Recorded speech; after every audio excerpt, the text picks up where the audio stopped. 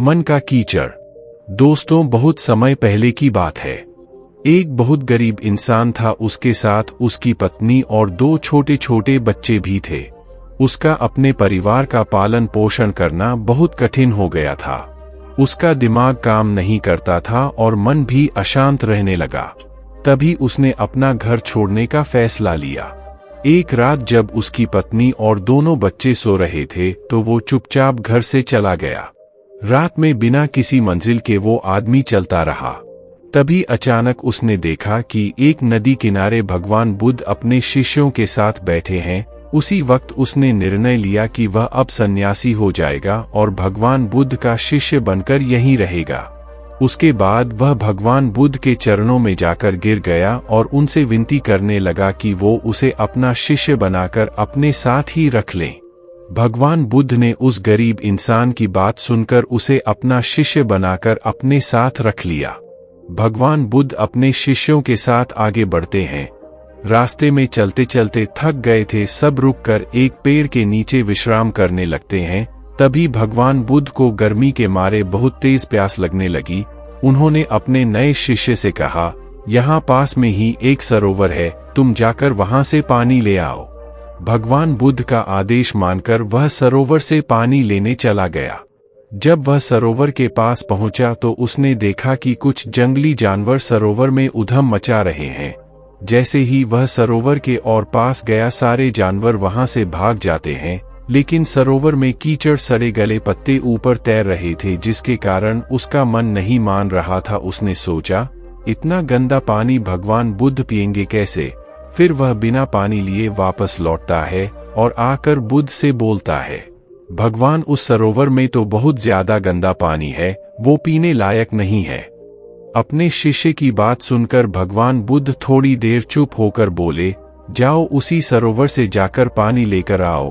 भगवान बुद्ध का आदेश मानकर वह वापस से सरोवर की तरफ चला गया। लेकिन वह मन में यही सोच रहा था कि भगवान बुद्ध इतने गंदे पानी को कैसे पिएंगे।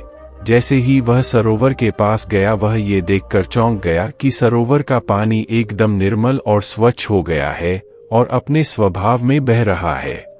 उसने पानी लिया और भगवान बुद्ध के पास आते ही उनसे प्रश्न करता है, भगवान, थोड़ी ही देर में सरोवर का मैला पानी इतना साफ कैसे हो गया?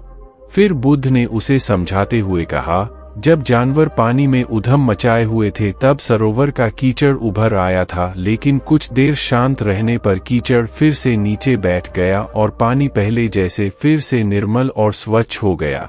ठीक इसी तरह से हमारे मन की स्थिति भी ऐसी ही होती है। जीवन की कठिनाइयों और भाग दौड़ हमारी मन में उथल पुथल पैदा कर देती हैं, जिसके कारण हम बिना सोचे समझे गलत निर्णय ले लेते हैं।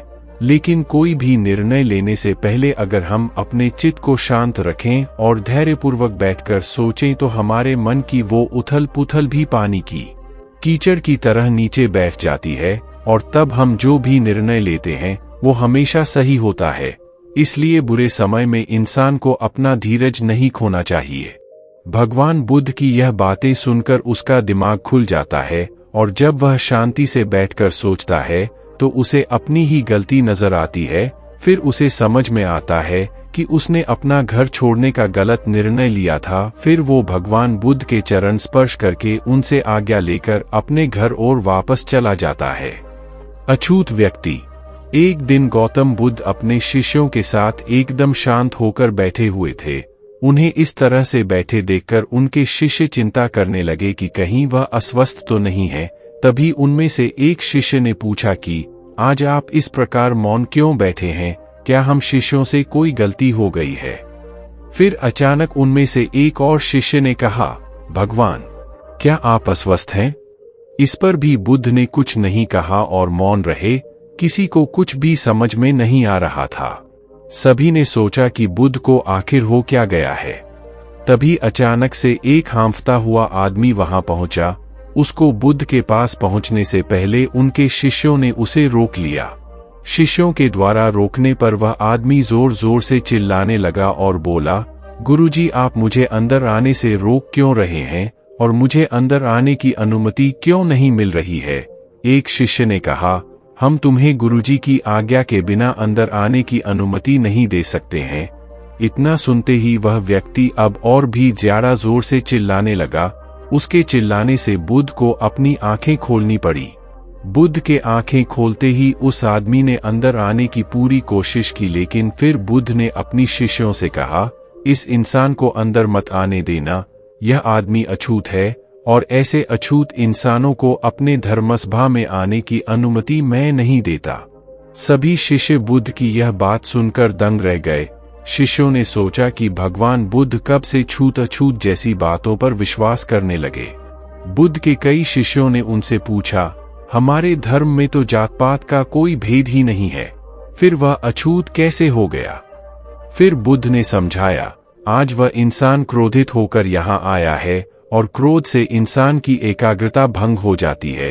क्रोध में व्यक्ति मानसिक हिंसा कर बैठता है, इसलिए जब तक वह क्रोध में रहता है वो अछूत ही माना जाएगा, इसलिए उसे कुछ समय एकांत में ही रहना चाहिए।